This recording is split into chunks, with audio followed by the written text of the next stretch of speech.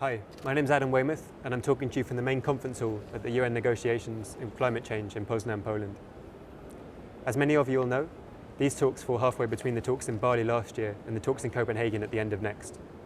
Most significantly, these talks fall halfway between governments decided that they should come up with an agreement to replace the Kyoto Protocol when it expires in 2012, and when they must come up with that agreement if we're to avoid some of the very worst scenarios that are currently being predicted by the world's leading climate scientists. I'm here with over 500 youth from 50 countries that are unified across boundaries of race, gender, language and privilege. Climate change has no respect for boundaries, and neither do we. Governments are failing to unite around this vision at the United Nations.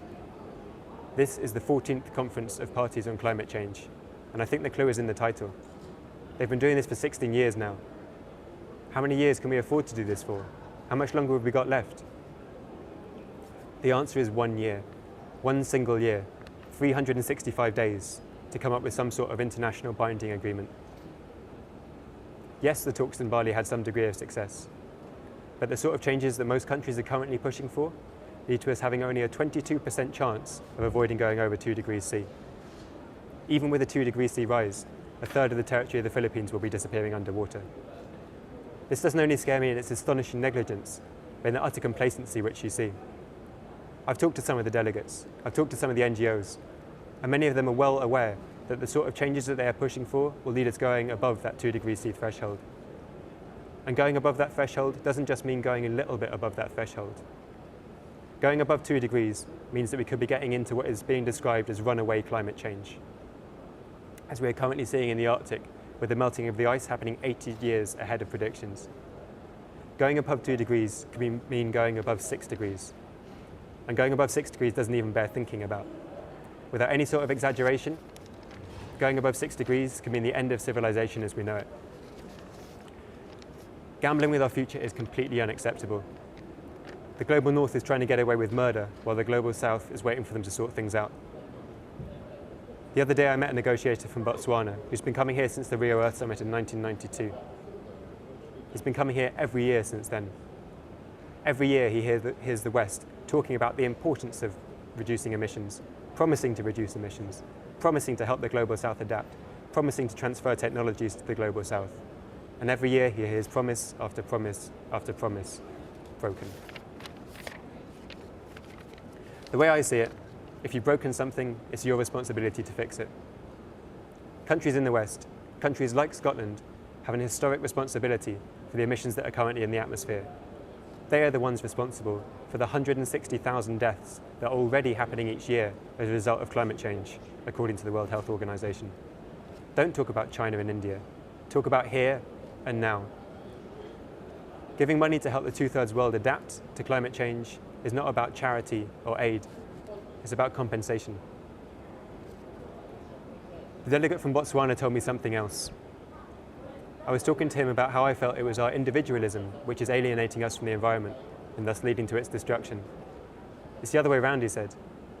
It's the destruction of the environment which is ripping apart communities, creating individuals, making people fight amongst themselves for resources, fight for their futures.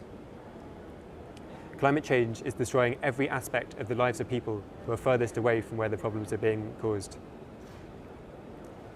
Any solution to climate change must be equitable. Any solution that isn't equitable isn't a solution. We must pay our first world debt to these countries. Every single aspect of our lives rests upon the environment, rests upon a stable climate. This is a human rights issue. Who should we be supporting?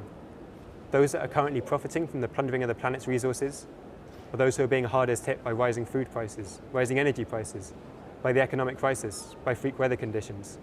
This is a deeply personal issue. They're the people we should be supporting. Why do we have to put on polar bear suits to convince our governments that they shouldn't be signing a global suicide pact? Why do we have to write banners that rhyme? We're tired of telling them this over and over and over again. Yet coming here has been empowering, because I've come to realize that the future is not being decided by the people who sit in the room behind me. It's being decided by us. It's being decided by those who are showing how much they care. We know what needs to be done. We are the leaders of today, and we need to drag those that are making the decisions with us. We're coming together from all over the world in a way which governments have been able to do.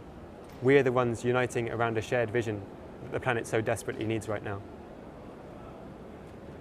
There's a lot of talk about the importance of Copenhagen in December 2009, but it's not just about Copenhagen. It's about now, and it's about everything that happens from this moment until the end of the conference next year. Today you've taken the first steps on that road to Copenhagen. Between now and then, we need to do everything in our power, use every tactic and approach possible to tell governments that they must not fail, that they will not fail to come up with an agreement in Copenhagen. There are hundreds of social and environmental groups in Glasgow to get involved with. Get involved with them. We are miles away from where we need to be right now, but we can get there. Scotland is currently saying some of the most progressive things in the world about the cuts it wants to make in emissions. But at the moment, this is just talk. It's just a lot of hot air. And as we know, hot air is one of the last things we need right now. We have to show those that have the audacity to say that they are leading us, move away from the disgusting duplicities that they are currently perpetuating. We will not allow airports to expand. We will not allow coal-fired power stations to be built. Fossil fuels must stay in the ground. We need massive investment in the economy to turn it round as quickly as is humanly possible. And we need to move as soon as we can towards a zero-carbon future. We know what needs to be done. We have all the ideas, all the technology, all the passion. All we need is the political will.